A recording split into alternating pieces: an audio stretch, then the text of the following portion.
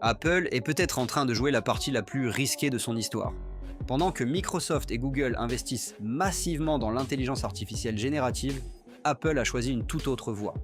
Une approche peut-être plus éthique, certainement plus prudente, mais la grande question demeure, cette stratégie sera-t-elle suffisante pour rester dans la course face à une concurrence qui avance à toute vitesse ? Bienvenue dans cette analyse complète de la conférence WWDC 2025. Au cours de cette vidéo, je vais vous expliquer en détail pourquoi les choix stratégiques de Tim Cook pourraient bien tout changer, ou, au contraire, tout faire basculer pour l'avenir d'Apple. Si ce type d'analyse approfondie vous intéresse, je vous invite à vous abonner à la chaîne et à activer la cloche.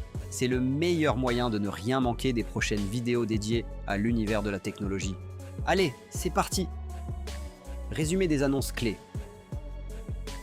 Avant de rentrer dans l'analyse stratégique, faisons un rapide tour des annonces marquantes de cette WWDC 2025. Car oui, malgré une approche prudente, Apple a tout de même dévoilé de nombreuses nouveautés. Première annonce, et c'est la plus importante. Apple Intelligence.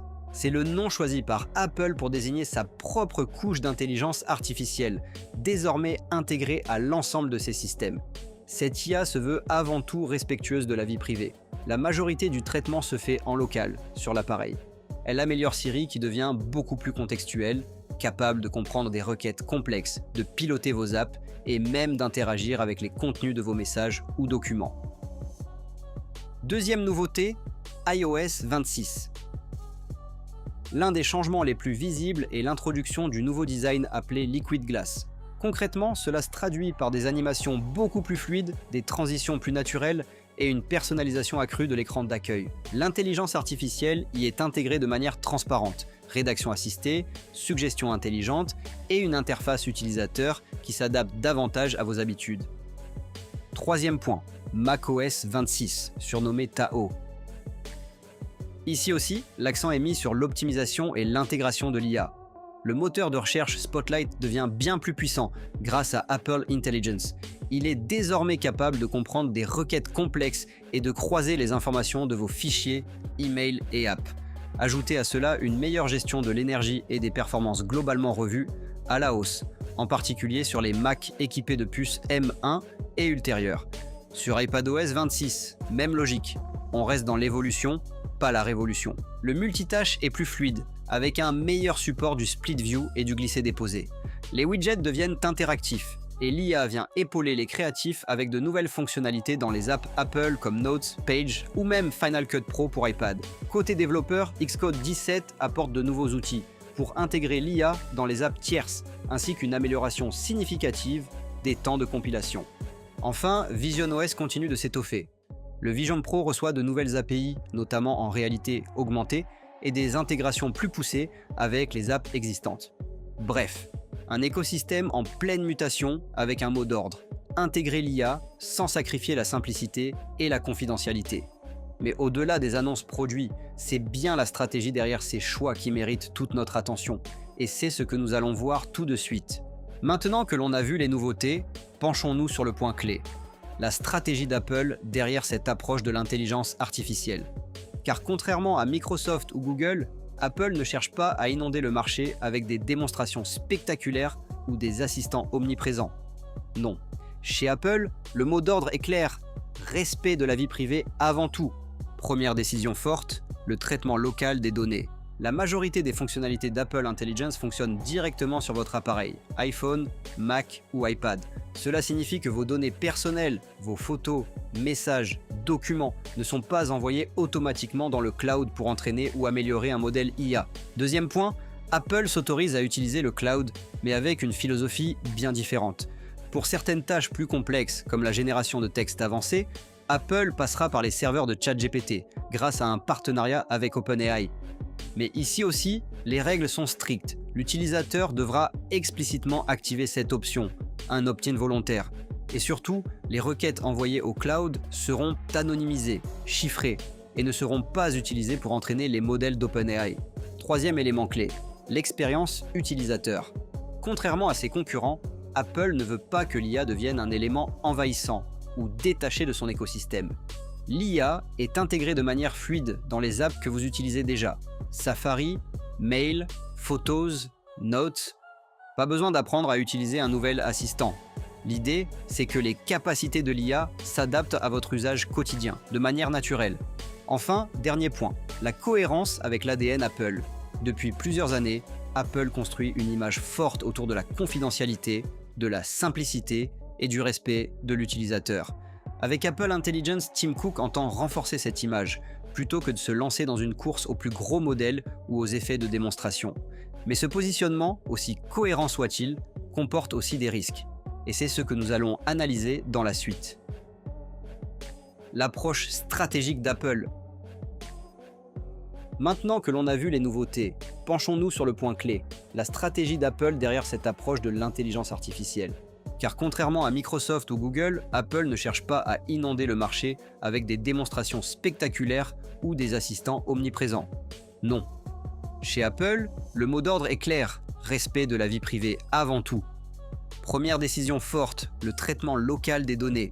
La majorité des fonctionnalités d'Apple Intelligence fonctionnent directement sur votre appareil, iPhone, Mac ou iPad.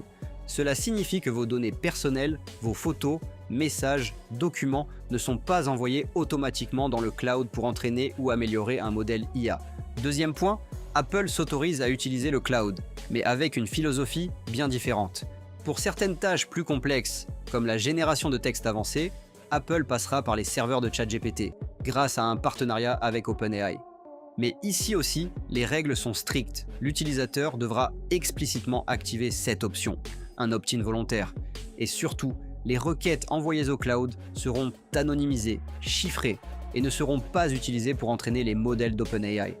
Troisième élément clé, l'expérience utilisateur.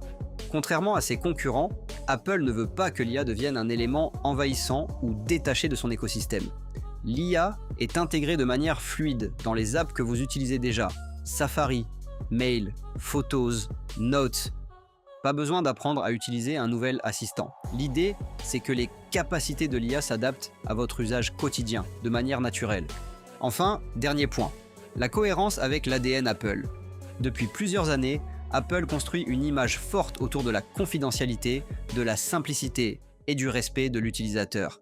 Avec Apple Intelligence, Tim Cook entend renforcer cette image, plutôt que de se lancer dans une course aux plus gros modèles ou aux effets de démonstration. Mais ce positionnement, aussi cohérent soit-il, comporte aussi des risques, et c'est ce que nous allons analyser dans la suite. Si vous appréciez ces décryptages approfondis, je vous invite à vous abonner. Cela m'aide à développer la chaîne et à continuer à vous proposer un regard indépendant sur les grandes tendances technologiques. Passons maintenant à la comparaison avec les choix stratégiques de Microsoft, Google et Samsung. Comparaison avec la concurrence. Alors, qu'en est-il de la concurrence? Car pendant qu'Apple avance avec prudence, ses rivaux, eux, avancent à toute vitesse. Commençons par Microsoft. Le géant de Redmond a fait de l'IA son cheval de bataille. Son assistant Copilot est désormais intégré directement dans Windows 11. Mais pas seulement. Microsoft l'a placé au cœur de tout son écosystème logiciel. Dans Office par exemple, Copilot est capable de rédiger des emails complets dans Outlook, de générer des présentations PowerPoint en quelques secondes à partir d'un simple brief ou encore de créer des formules complexes dans Excel. Et avec Copilot plus PC, la nouvelle génération de PC conçue pour l'IA, Microsoft pousse encore plus loin cette logique en misant sur le traitement IA en local avec des puces NPU dédiées. Côté Google, l'approche est tout aussi ambitieuse. Son modèle Gemini, lancé en grande pompe, est désormais nativement intégré à Android 15.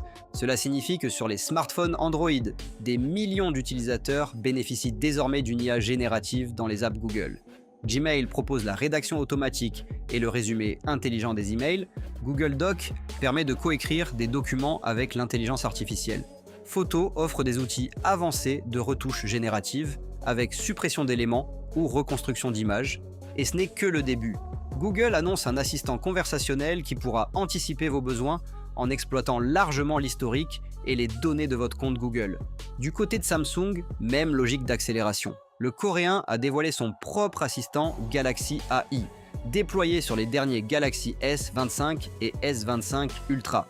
Au programme, traduction en temps réel des appels téléphoniques, transcription automatique de réunions et conférences, création de contenu multimédia enrichi, amélioration des fonctions photo et vidéo avec de l'intelligence artificielle embarquée. Samsung capitalise ici sur son expertise hardware pour optimiser l'IA directement sur ses saucés maison. Alors face à cette déferlante IA, quelle est la position d'Apple? Clairement différente. Apple refuse l'approche du to cloud et de l'assistant omniprésent. L'entreprise parie sur une IA discrète, locale et respectueuse de la confidentialité. Avec Apple Intelligence, la logique est d'enrichir l'expérience existante sans imposer une nouvelle couche d'assistants que l'utilisateur ne contrôlerait pas. Les fonctionnalités IA sont intégrées de manière fluide et invisible. Dans Siri, qui devient plus intelligent et plus contextuel, dans Spotlight, qui offre des recherches plus riches, dans les apps natives comme Notes, Photos ou Mail. Mais attention, ce choix assumé pourrait aussi devenir une faiblesse, car les utilisateurs, habitués à des assistants de plus en plus proactifs et polyvalents chez Microsoft et Google, pourraient finir par percevoir l'écosystème Apple comme en retrait, ou moins innovant en matière d'IA. C'est là tout le dilemme stratégique que Tim Cook doit aujourd'hui gérer. Proposer une IA éthique et cohérente, sans pour autant donner l'impression de se laisser distancer.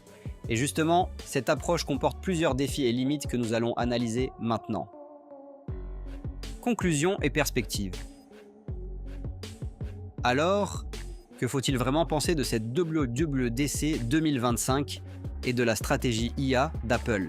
À court terme, il n'y a pas de quoi s'inquiéter pour la firme de Cupertino. L'approche choisie est cohérente avec son ADN. Priorité absolue à la vie privée, intégration soignée de l'intelligence artificielle dans l'écosystème existant, refus d'une intelligence artificielle omniprésente et intrusive. Mais à moyen et long terme, le pari est risqué. Le rythme d'évolution des assistants IA concurrents est extrêmement rapide. Microsoft avec Copilot, Google avec Gemini, et même Samsung avec Galaxy AI, tous misent sur une IA visible, proactive et séduisante pour l'utilisateur final. Dans ce contexte, Apple devra veiller à ne pas se laisser distancer, ni en perception, ni en fonctionnalité réelle. Les deux leviers clés à surveiller dans les mois à venir seront donc 1. La capacité d'Apple Intelligence à évoluer rapidement et à proposer des usages concrets et différenciants. 2. La gestion fine et stratégique du partenariat avec OpenAI. Car en s'appuyant partiellement sur ChatGPT, Apple devra naviguer entre indépendance technologique et intégration performante. Une chose est sûre, la bataille de l'IA est loin d'être terminée. Et ce qui se joue ici dépasse de loin la simple rivalité entre iOS et Android. Nous assistons à une transformation profonde de nos interfaces numériques, une révolution silencieuse où l'intelligence artificielle redéfinit peu à peu la façon dont nous interagissons avec nos appareils. Et vous, qu'en pensez-vous? Apple est-elle trop prudente ou au contraire en train de poser les bases d'une IA plus saine et plus respectueuse? Je suis vraiment curieux de lire vos avis. Dites-le moi en commentaire. Et si ce genre d'analyse vous intéresse, pensez à vous abonner à la chaîne et à activer la cloche. Cela m'aide énormément à continuer à vous proposer du contenu approfondi et indépendant. Merci beaucoup d'avoir regardé cette vidéo jusqu'au bout. Et on se retrouve très vite pour suivre ensemble les prochaines étapes de cette révolution technologique.